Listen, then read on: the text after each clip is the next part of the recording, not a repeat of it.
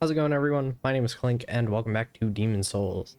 Today we're going to finish up the Shrine of Storms, but we're going to talk to Bior and Patches before we do that, just because they're the only characters that I have been having a hard time figuring out where to speak to them. You may be a great demon hunter, but I fear you may not be ready. The king's defended by the black souls of mighty knights and a fire-breathing drake. They defeated even myself. That's how I ended up in the dungeon. Beware the limits of your own power.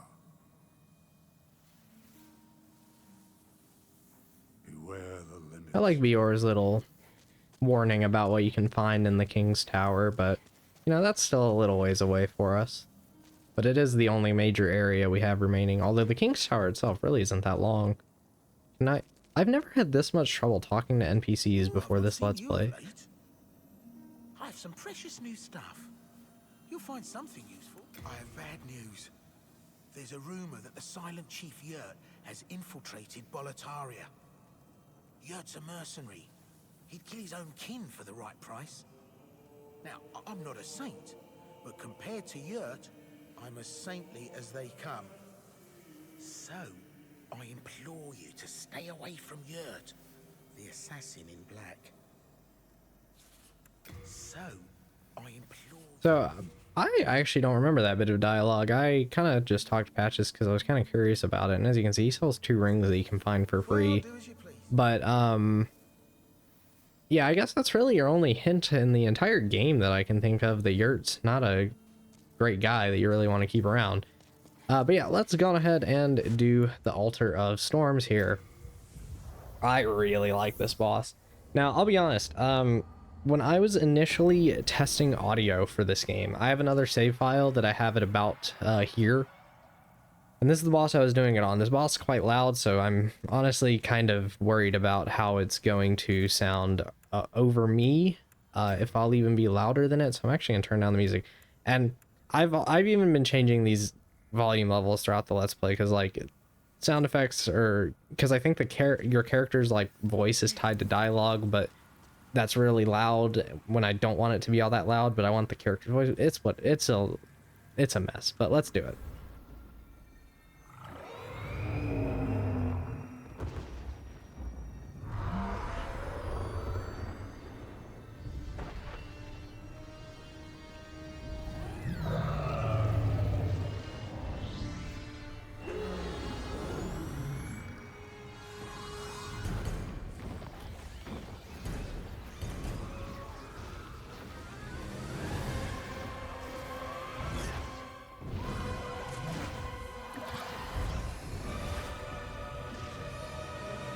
The Storm King has to be one of the coolest looking things in a game in the remake. Like, this is honestly, even if you don't like some of the artistic changes in the remake, I feel like this alone justifies this entire remake. The visuals here are impeccable. The thunder and lightning in the background, the rain effect looks really nice. Everything about this looks really good. Even just the water on the ground looks nice. It's so well created. But what we need here is none other than the Storm Ruler. You do not need your other weapon today, for we are using nothing but the Storm Ruler, because we are going to kill a lot of these stupid manta rays that have been bothering me this entire world. I hate these things. Oh my god. So yeah, you'll want to use the R2, or R1 or R2 works. To my knowledge, this just consumes your entire stamina meter, but it basically sends out a wind blast that kills things. We are essentially going to be killing all the smaller manta rays here until we can take out the main Storm King. One thing to note is this is a really good spot for farming souls. If you actually come here after this boss, all of these manta rays will still be here. And if you have like the soul arrow spell or a really strong bow, you can shoot these guys down. And as you can see, I'm getting 2,000 souls per kill, so we're gonna walk out of here with quite a lot.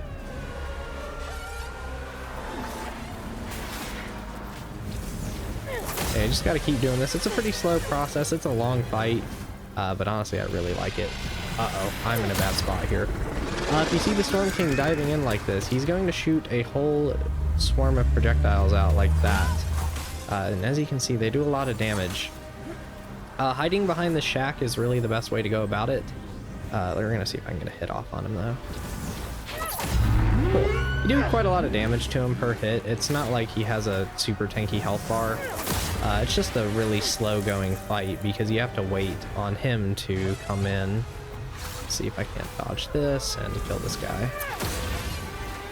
Yeah, even on my like super whatever New Game Plus character, I think I still go through my whole stamina bar in one go, which is maxed out. But yeah, sitting in about here, you won't really get hit too often by his projectiles. There might be a few that get in here, but and if you play your cards right, you can actually hit him 2 or 3 times as he passes over you. I'm probably not gonna get the 3rd hit off, but I'm gonna try. Okay, there we go, nice. This is going actually pretty smooth and pretty quick. A lot faster than I thought it would. This fight normally feels like it takes 6 or 7 minutes to get through, but going pretty good today. I think I'll get him on the next cycle as long as I can get 2 hits in. Yeah, this crumbled building here is really just your safe space. We sit here until the projectiles are done, and then I should be able to hit him now. No, see, that's the thing. It's really hard to gauge the range of the Storm Ruler sometimes. Maybe? Yeah, there we go. So yeah, FromSoft has now done 3 fights, kind of like the Storm Ruler. In fact, they just straight up brought the Storm Ruler back in Dark Souls 3. And then there's one similar in Elden Ring, but honestly, I gotta say, this is probably still my favorite one of the 3. I just really like how the Storm King looks, the environment, everything about it. I think it's just really well done thematically. But both the other ones are still really good, honestly. I like all 3 of them quite a lot. It's something I'm glad they don't repeat in like every game or too often, because I think it would get kind of stale if they did that. But I think the times they've done it have all been really good and a good point to do them. Just going around real fast because there's a few items around. I think most of them are Cloudstones, but if you need something that upgrades with Cloudstones, you'll know where to get it. I honestly don't remember what upgrades Cloudstones are even for anymore, if I am being honest. I don't think I've ever done an upgrade with them. Because in the remake, you don't need to do, there's no trophies involving weapon upgrades. There is in the original version, but not on this one, so I've never really thought about it all that much. And right, I do want to make sure I show these. In fact, I'm going to show Stonefangs as well today, since really I think this part's going to be even shorter than last time. But here's all the little level descriptions if you want to pause and read through them.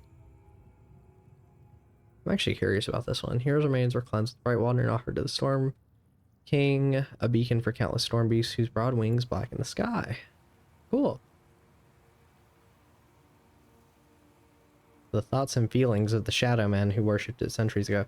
So yeah, that's the cool thing about the Shrine of Storms. I like how it's stuff that probably didn't really actually exist, even within the world of Demon Souls, but was brought to life usually using Demon Souls, and it's just cool to see. I think seeing like stuff like a legend come to life is super cool. Ooh, straight up to 30 endurance. Nice. I'm getting a much higher level than I expected to, but it's because I got all that soul increasing equipment on. So we have a few pure white world tendency things to do. I'm going to manage my inventory, get into soul farm, yada yada. So let's do that. So our first destination is actually right here at the very start. You can meet Satsuki here. He'll be a Black Phantom if you're in pure black world tendency and you can fight him, but we can actually just talk to him now that we're in pure white. Come here. I have a proposal for you. Do not be afraid. You have much to gain. I am Satsuki. I seek a keepsake of my father. Have you seen the sword inscribed Makoto? I will offer you demon souls if you can help me find it.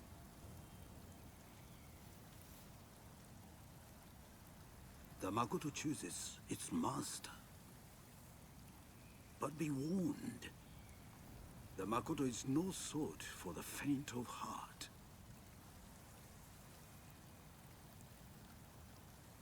The Makoto Okay. The Makoto So we need to go pick up Makoto. So I already kind of said where it is before. It's in where Urbane was. So I'm just gonna go and snag it real fast, I guess.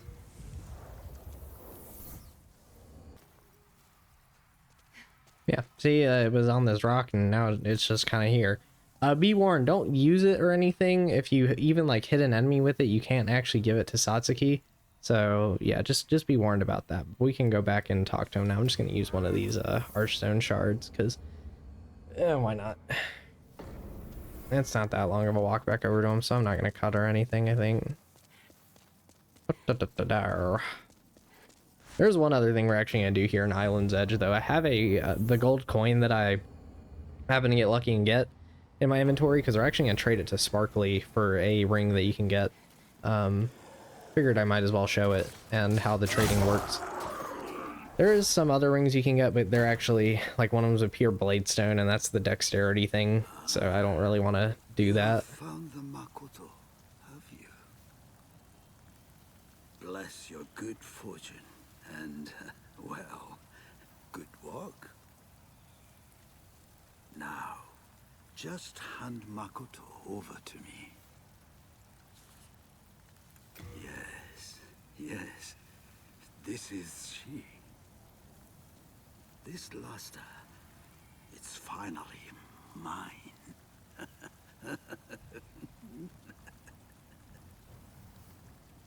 But could this sword really be as deadly as they say? There is only one way to find out. And it's with a duel, so as you can see, his health bar is going down. Just holding Makoto in your hand will actually deplete your maximum health. Much like our first weapon here, but he is no match for my strength build. He does do a lot of damage, though. Satsuki's actually pretty strong, and killing him will, in fact, lower your world tendency since he's a normal NPC. Honestly, I think it's kind of dumb that this happens because, I mean, he attacked us first anyway. Yeah, we can take Makoto for ourselves, and that's really the whole quest line. It's not very long, but it's kind of neat. I do want to take a look at it because countless unique teeth have been carved into its blade. These teeth ravage the flesh, never to heal again. Cursed weapons like the Makoto are said to devour the wielder's essence and rob their warmth. Innumerable warriors continue to be taken by Makoto's allure nevertheless. A cursed katana that has appeared in folklore throughout the ages, named for Makoto the giant who lived in a distant land. I wonder if you were originally going to meet this Makoto in the 6th Archstone that got cut. Because if you remember at the start of the game when the Monumental was talking, she mentioned that there were 6 Archstones, and it's pretty widely known that the 6th one was going to be a snowy mountain for giants. It's almost like that's a concept that they revisited again, and yet again, and well, this time instead of being cut, it was really underbaked. But that's a story for a different day. It's still pretty neat if that is what it's mentioning, but I still really wish that we could have gotten that 6th Archstone in the remake, but since FromSoft wasn't handling the remake, I can understand why Bluepoint was like, we don't really want to touch it, because I mean, Bluepoint's specialty is the remaking part. And you can tell their remakes are really faithful and they don't really change a lot in terms of new content and stuff. And I just don't really know if I don't really think they'd be able to make a worthy 6th Archstone if it was brand new content in their hands. I think it would have had to have been handled by FromSoft. That's not to discount what Bluepoint does, it's just I don't think it's their strong suit. At least they haven't, to my knowledge, I haven't seen anything that would make me think that, and they haven't, developed their own Souls-like or anything. But yeah, let's go ahead and drop this gold coin right here. And if we go on ahead and just exit the game, and, whoa, that was kind of weird. Go back in.